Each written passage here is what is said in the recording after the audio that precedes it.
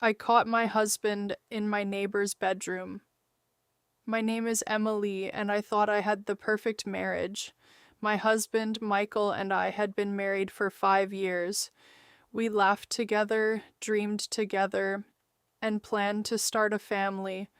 At least, that's what I believed. A new neighbor, Olivia, moved in across the street. She was beautiful, friendly, and always smiling. She quickly became friends with everyone, including my husband.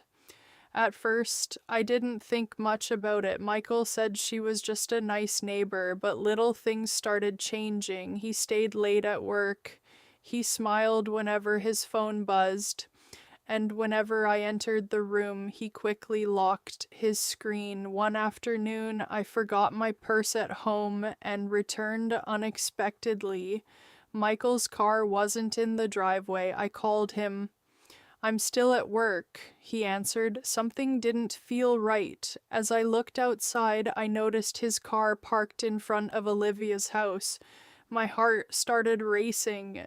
I slowly walked toward her front door. The curtains were slightly open. I looked inside, and my world stopped. Michael walked into Olivia's bedroom. He closed the door behind him. Tears filled my eyes. I couldn't breathe. I knocked loudly. A few seconds later, Olivia opened the door. She looked shocked to see me. Then Michael appeared behind her. He looked terrified. I shouted, "How could you do this to me?" The entire neighborhood came outside. Michael tried to explain. "It's not what you think." I laughed through my tears. "Then explain why you're in her bedroom." Before he could answer, Olivia suddenly spoke. "Emily, please let me explain." She walked back into the bedroom and returned with a little girl. The child was around 6 years old. She looked very sick. Olivia quietly said, "My daughter has leukemia." I stood there in silence. Michael looked at me. "I've been helping Olivia take care of her because she has no family nearby." I felt embarrassed, but something still didn't make sense. "Then why did you lie about being at work?" Michael lowered his head. "Because I knew how this would look. I didn't want you to misunderstand." I wanted to believe him. Then the little girl smiled at Michael and said, "Thank you for being the best dad."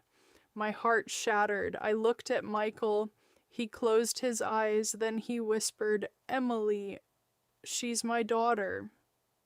The room went silent. Years before we met, Michael had a brief relationship with Olivia. He never knew she was pregnant. Olivia had recently found him and told him the truth after her daughter became seriously ill. He had been secretly helping them while waiting for a DNA test to confirm everything. A week later, the test results arrived. Michael really was her father. He had never cheated on me during our marriage, but he had hidden the biggest secret of his life. I was angry, heartbroken, confused, not because of another woman, but because my husband didn't trust me with the truth. Months passed before we finally learned to forgive each other. We visited the little girl together. She slowly became part of our family.